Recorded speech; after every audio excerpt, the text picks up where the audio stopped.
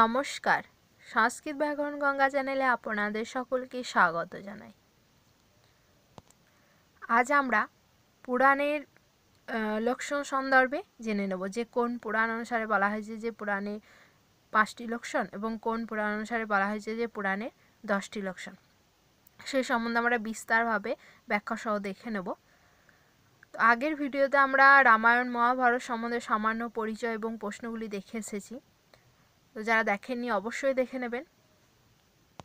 পুরাণগুলির রচয়িতা সম্বন্ধে বলা হয়েছে যে এই পুরাণগুলির রচয়িতা হচ্ছে ব্যাসদেব মুনি। আর 18টি পুরাণ আছে, আর উপপুরাণের সংখ্যাও 18টি। অর্থাৎ পুরাণকে দুভাগে ভাগ করা হয়েছে, যে মহাপুরাণ এবং উপপুরাণ। তো পুরাণের হচ্ছে দুটি 18টি করে এর সংখ্যা। যে বিভিন্ন পুরাণগুলি আছে তো সেই সম্বন্ধে আমরা বিস্তারভাবে এর ব্যাখ্যা আমরা পরে দেখে নেব পরের ভিডিওতে। এখন আমরা পুরাণের লক্ষণ সন্দর্ভে জেনে নেব যে বিষ্ণু পুরাণে বলা হয়েছে যে পুরাণং পঞ্চলক্ষণম, অর্থাৎ পুরাণের 5টি লক্ষণ। এটি বলা হয় যে বিষ্ণু পুরাণ অনুসারে। যদি আসে যে দিয়ে দিল পুরাণং পঞ্চলক্ষণম কোন পুরাণ অনুসারে, তো সেখানে 4টি অপশান থাকবে: বিষ্ণু পুরাণ, বায়ু পুরাণ, তারপরে মৎস্য পুরাণ ইত্যাদি পুরাণে 4টে নাম থাকবে, এবং যে কোনো 4টে নাম থাকতে পারে। তখন অ্যান্সার হবে যে বিষ্ণু পুরাণ। তো বিষ্ণু পুরাণ অনুসারে বলা হয়েছে যে পুরাণে 5টি লক্ষণ: স্বর্গস্য প্রতিস্বর্গস্য বংশ মনন্তরাণি চ বংশানুচরিতং চৈব পুরাণং পঞ্চ লক্ষণম। অর্থাৎ স্বর্গ, প্রতিস্বর্গ, বংশ, মনন্তর এবং বংশানুচরিত, এই 5টি হচ্ছে পুরাণের লক্ষণ। তো এই শব্দগুলির আমরা অর্থ দেখে নেব বিস্তারভাবে। তো তার আগে আমরা জেনে নেব যে শ্রীমদ্ ভাগবত পুরাণে বলা হয়েছে যে পুরাণে 10টি লক্ষণ। সেগুলি কি কি এই শ্লোকটির মাধ্যমে জেনে নিতে পারবো। যে স্বর্গশ্চাথ বিসর্গশ্চ বিত্তৌ রক্ষন্তরাণি চ বংশ বংশানুচরিতং সংস্থা হেতুরপাস্যহ। অর্থাৎ এইখানে যে স্বর্গ, বিসর্গ, বৃত্তি, রক্ষা, অনন্তর, বংশ বংশানুচরিত, সংস্থা, হেতু, অপাশয়, এইখানে এই 10টি যে লক্ষণ দেওয়া আছে, এখানে যে 10টি শব্দ দেওয়া আছে, তো এই 10টি শব্দ হচ্ছে পুরাণের লক্ষণ সম্বন্ধে বলা হয়েছে এই 10টি শব্দকে। তো প্রশ্ন যদি আসে যে পুরাণের 10টি লক্ষণ কোন পুরাণ অনুসারে, তখন সেই প্রশ্নটি ভুল নয়, সেটি ঠিক। তো সেটি আনসার হবে শ্রীমদ্ ভাগবত পুরাণ। তো শ্রীমদ্ ভাগবত পুরাণে বলা হয়েছে যে পুরাণের 10টি লক্ষণ, আর বিষ্ণু পুরাণে বলা হয়েছে যে পুরাণে 5টি লক্ষণ। আর এই যে 5টি লক্ষণ সেটি আমরা প্রত্যেকেই জানি, কিন্তু আজকে আমরা জেনে নিলাম যে পুরাণে 10টি লক্ষণও আছে, সেটি শ্রীমদ্ ভাগবত পুরাণ অনুসারে।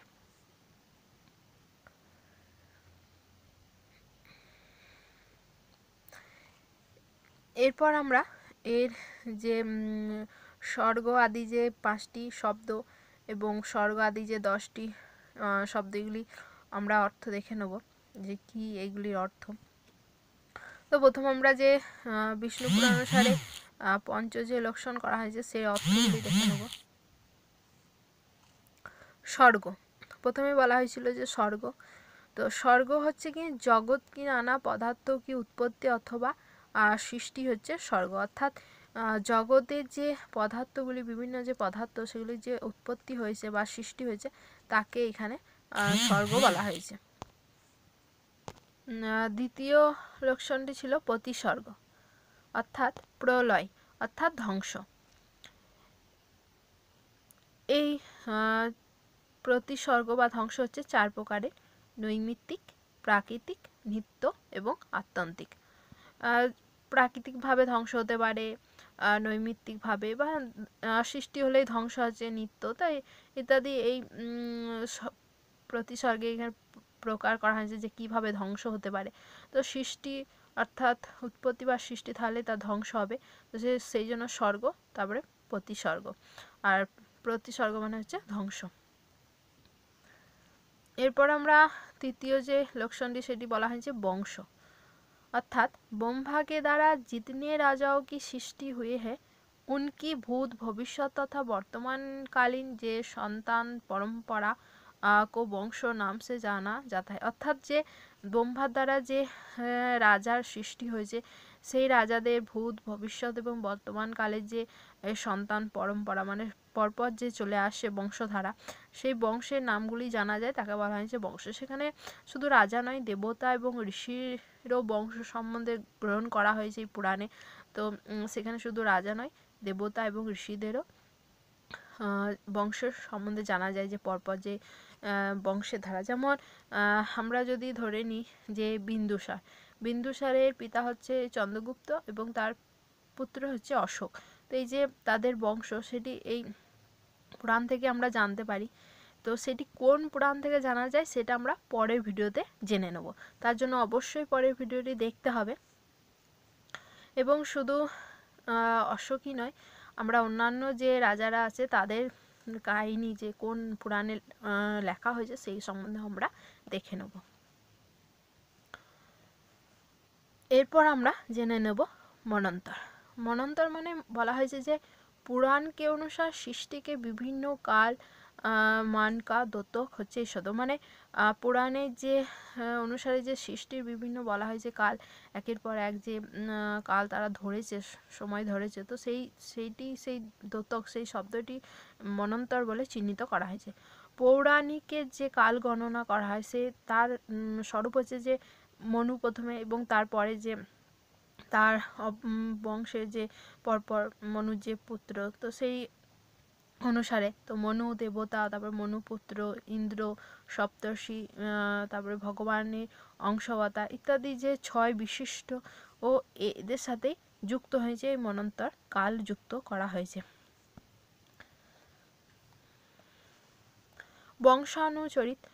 বংশানুচরিত হচ্ছে গিয়ে পুরাণের এটি পঞ্চম লক্ষণ। আর এখানে বলা হয়েছে যে আমরা পূর্বে দেখলাম বংশ তো সেখানে যে রাজাদের নাম লেখা হয়েছে তো সেই রাজাদের যে বংশধর বিভিন্ন যে কার্যকলাপ তাদের যে বিভিন্ন কাজকর্ম তারা করেছেন প্রজাদের হিতের উপর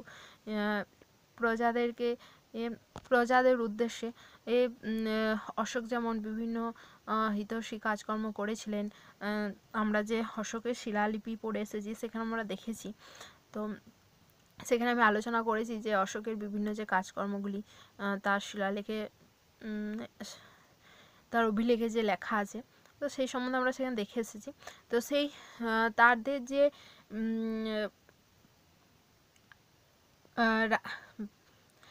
রাজাদের যে চরিত্র বর্ণন সেই বর্ণনই এখানে পুরাণে করা হয়েছে। তো সেই বিবরণী হচ্ছে বংশানুচরিত। তো আমরা দেখলাম যে পুরাণের যে 5টি লক্ষণ এরকম প্রশ্ন আসতে পারে যে পুরাণের কোনটি লক্ষণ নয় তো সেখানে থাকলো স্বর্গ প্রতিস্বর্গ বংশ এবং অন্য একটি অপশন দেওয়া থাকলো তখন যে অপশনটি থাকবে মানে স্বর্গ প্রতিস্বর্গ বংশ মন্বন্তর এবং বংশানুচরিত এই 5টি অপশন ছাড়া বাকি যে অপশনটি থাকবে সেটি হবে না। অথবা অন্য 3টে অপশন দিয়ে দিল এবং তার মধ্যে স্বর্গ দিয়ে দিল বলে যে কোনটি হবে তখন হবে স্বর্গ বা যে কোনো এখানে 5টি এই শব্দের মধ্যে যে কোনো একটি থাকলে তো আমাদেরকে এই পুরাণে যে এই লক্ষণ সম্বন্ধে যে শ্লোকটি আছে সেটি বারবার যদি আমরা বাচন করি তাহলে এটি আমাদের মুখস্থ হয়ে যাবে। তো সেই জন্য আমাদেরকে বারবার এটি বাচন করতে হবে যে স্বর্গস্য প্রতিস্বর্গস্য বংশ মন্বন্তরাণি চ বংশানুচরিতং চৈব পুরাণং পঞ্চলক্ষণম। স্বর্গ প্রতিস্বর্গ বংশ মন্বন্তর এবং বংশানুচরিত এই 5টি হচ্ছে পুরাণে পঞ্চলক্ষণ আর সেটি হচ্ছে বিষ্ণু পুরাণ অনুসারে। এবার আমরা শ্রীমদ্ ভাগবত পুরাণ অনুসারে যে পুরাণের 10টি লক্ষণ বলা হয়েছে সেগুলি বিস্তারভাবে দেখে নেব। প্রথমেই হচ্ছে স্বর্গ। আর স্বর্গ হচ্ছে গিয়ে আমরা যে প্রথমে পুরাণে 5টি লক্ষণ দেখে এসেছি সেইখানে যে স্বর্গ বলা হয়েছে সেইটি সমানই। তো জগতে যে বিভিন্ন পদার্থের উৎপত্তি বা সৃষ্টি হয়েছে তো তাকে এখানে স্বর্গ বলা হয়েছে। আর বিস্বর্গ হচ্ছে গিয়ে জীবের যে সৃষ্টি পরমেশ্বরের যে অনুগ্রহে ব্রহ্মা যে সৃষ্টি করেছেন জীবকে সেই জীব সৃষ্টি করার সময় যে জীবের মধ্যে কোনো মনুষ্য ভালো বাসনা নিয়ে সে সৃষ্টি হয়েছে, আবার কেউ খারাপ বাসনা নিয়ে। যেমন এখানে বলা হয়েছে পরমেশ্বরকে অনুগ্রহে ব্রহ্মা সৃষ্টিকে सामर्थ्य प्राप्त करके महत तत्व आदि पूर्व कर्म के अनुसार अच्छी और बुरी वासना की प्रधानता के कारण माने पूर्वे जे কর্ম করেছে সেই অনুসারে কেউ ভালো বাসনা নিয়ে জন্মগ্রহণ করে, আবার কেউ খারাপ বাসনা নিয়ে। যে বিভিন্ন যে বিশিষ্ট জীব সৃষ্টি করার যে প্রক্রিয়া, যে কেউ ভালো কেউ খারাপ, এই বিভিন্ন যে সৃষ্টি একেই বলা হয় যে বিসর্গ বা বিসৃষ্টি বা এই বিবিধা সৃষ্টি। অর্থাৎ এই সৃষ্টির মধ্যে যে পার্থক্য বা বিভেদ বিভাজন, তো এটি হচ্ছে বিসর্গ। আর বৃত্তি হচ্ছে জীবিকা জীবন নির্বাহ কা ধারা, অর্থাৎ মনুষ্য যে জীবন ধারণ করে তার জন্য তাকে জীবিকা বা উপার্জন করতে হয়। সেই জীবনের যে ধারা, জীবনকে নির্বাহন করার জন্য যে কাজকর্ম করতে হয় তাকে এখানে বৃত্তি বলা হয়। वस्तुओं का उपयोग मनुष्य करता है वह उसका वृत्ति है। যে বস্তুর ওপর নির্ভর করে মানুষ তার জীবন যাত্রা নির্বাহন করে, তাকে এখানে বৃত্তি বলা হয়েছে।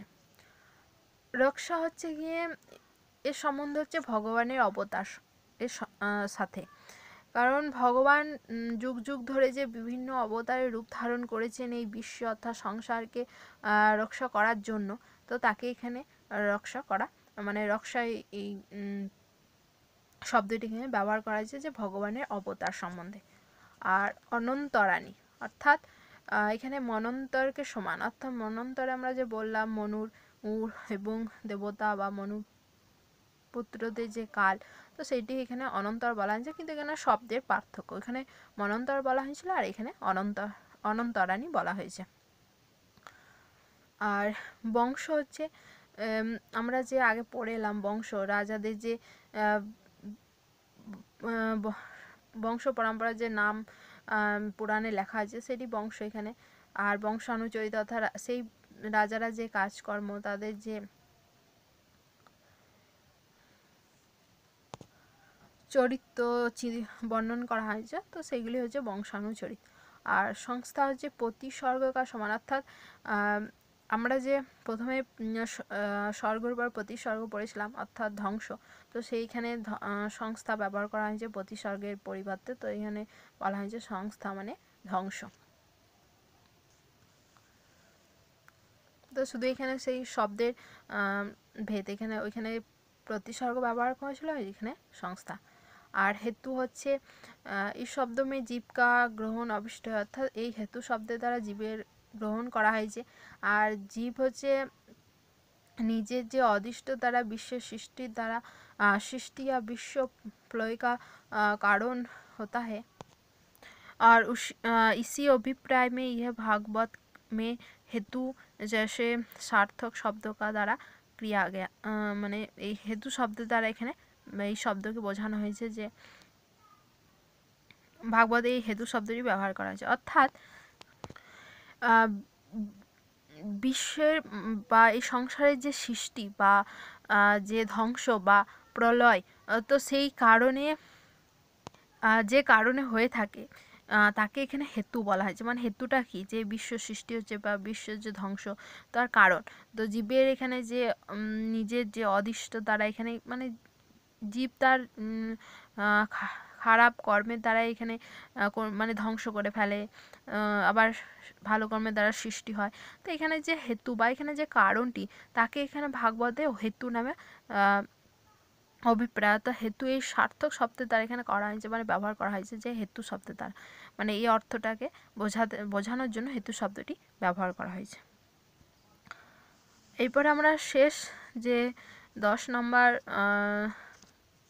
লক্ষণটি সেটি দেখে নেব, সেটি হচ্ছে অপাশ্রয়, অর্থাৎ ব্রহ্মাকা দোতক মোহনীয় অনিধান জীব की 3 अवस्था বা বৃত্তিও होती है, জাগ্রত, স্বপ্ন আর সুষুপ্তি এবং যে ইন দশাও মে চৈতন্য কা নিবাসে ইন মায়াবতী দ্বিতীয় মে সাক্ষী রূপেণ जो সন্তত প্রতীত হতা है वही অধিষ্ঠান রূপ অপাস্য है। অর্থাৎ যে ব্রহ্মাকে এখানে বলা হয়েছে যে অপাস্য, অর্থাৎ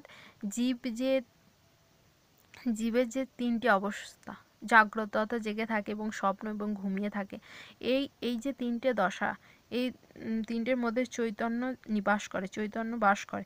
এবং এই মায়াময় যে এই বৃত্তি মানে মায়াময় যে এই সংসারে, সেখানে ব্রহ্মাকে যে রূপে যে জানতে পারে, মানে সাক্ষাৎ রূপে যে ব্রহ্মাকে জানতে পারে, তখন ব্রহ্মার মধ্যেই পতিত হয়ে যায়, মানে তাতেই বিলীন হয়ে যায়, তার মধ্যেই একটা আনন্দ অনুভব করে। তো সেই যে অধিষ্ঠান, সেই আনন্দ যে রূপ, তাকে এখানে অপাস্যয় বলা হয়েছে। অর্থাৎ ব্রহ্মার মধ্যে যে আশ্রয়, তো সেটি হচ্ছে অপাস্যয়। আর এই ভাগবতে বলা হয়েছে যে এই পরপর প্রথম থেকে যে 10টি লক্ষণ বলা হয়েছে, সেইগুলি এই অপাস্যয় হচ্ছে শেষ, এবং সেই প্রথমগুলি পরপর তার মধ্যেই আসতে হবে, একবারে অপাস্যয় চলে এলে হবে না।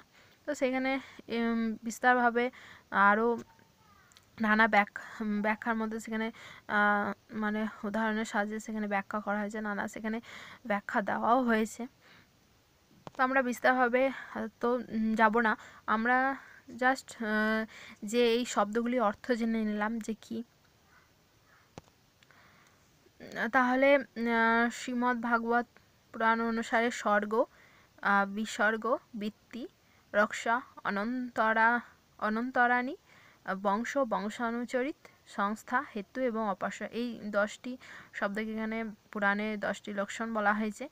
আর বিষ্ণু পুরাণ অনুসারে স্বর্গ, প্রতিসর্গ, বংশ, মনন্তরাণী এবং বংশানুচরিত, এই 5টি লক্ষণকে এখানে পুরাণের লক্ষণ বলা হয়েছে, শব্দ 5টি শব্দকে। তো আজ আমরা পুরাণের যে পঞ্চ লক্ষণ এবং 10টি যে লক্ষণ, সেই সম্বন্ধে আমরা দেখে নিলাম। তো ভিডিওটি অবশ্যই বন্ধুদের মধ্যে শেয়ার করবেন, যাতে অন্যরাও জানতে পারে যে পুরাণের লক্ষণ সম্বন্ধে। আর আপনাদের সহযোগিতাও আমার খুবই দরকার, তো এভাবেই সাথে থাকবেন, পাশে থাকবেন। আর টেলিগ্রাম চ্যানেল এবং ফেসবুক পেজে জয়েন হয়ে যাবেন। ভিডিওটি দেখার জন্য ধন্যবাদ।